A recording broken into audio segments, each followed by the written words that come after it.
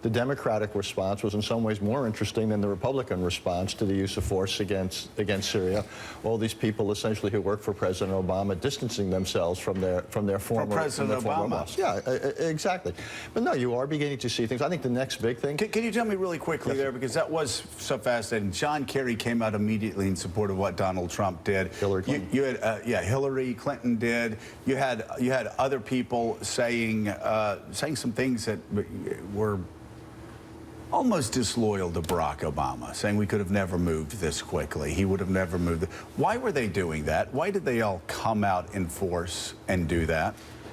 Well, there was a lot of frustration. There was a sense that the Obama presidency was a bit of paralysis by analysis.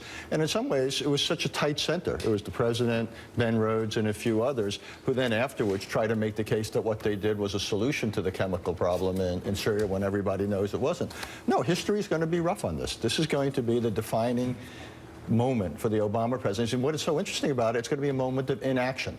And it proves the point that what you don't do can matter every bit as much as what you do when you govern. And I think all these people, one disagreed at the time. They're probably thinking about their futures.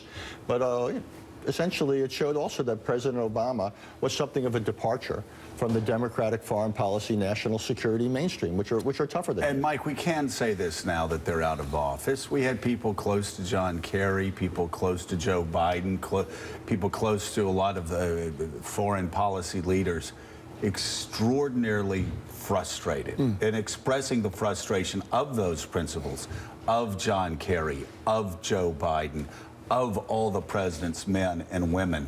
And I think even Susan Rice, who wanted to respond to the first chemical weapon attack.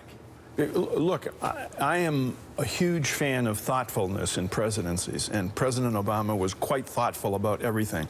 Syria was a serious mistake that the Obama administration made in retrospect.